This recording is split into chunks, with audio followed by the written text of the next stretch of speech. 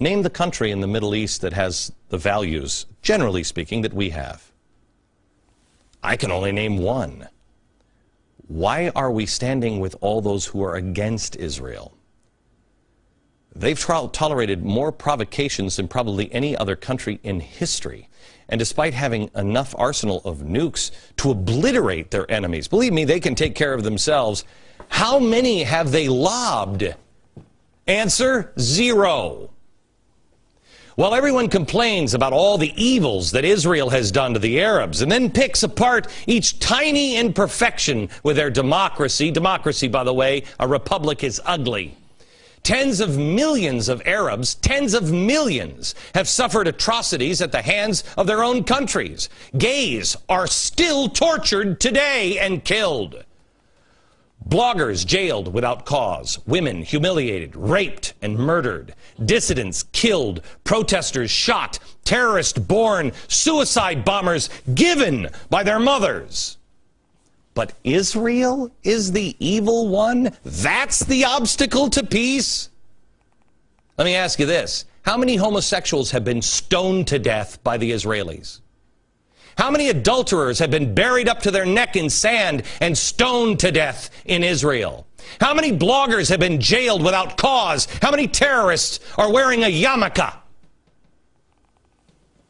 But now, the world is being led to the water. That Israel is the evil one, and it's about to drink. Don't drink that water.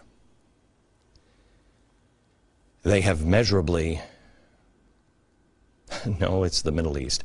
They have immeasurably more freedom than any other Middle Eastern nation.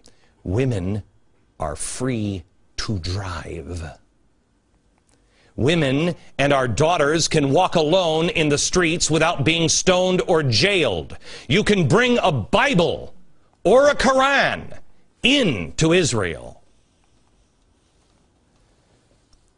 When a woman can't walk down the street alone and be safe, and not because she's in a dangerous neighborhood, but because she walked alone without a man, how do you possibly stand with that country? How do you possibly stand with that? With a group of people that say, I'm going to kill you if you don't go to my faith. A country that treats women or people who are at all different like a dog. Treats a woman as a piece of furniture or a sexual toy that can be raped, and the courts will allow it.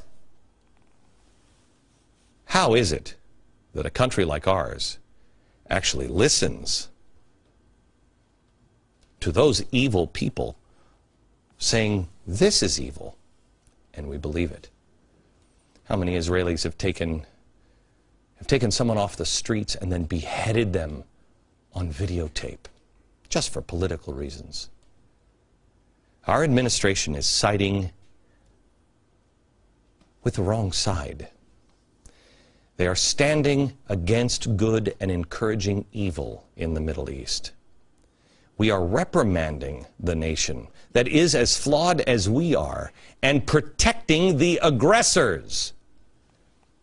We're protecting the killers and the terrorists.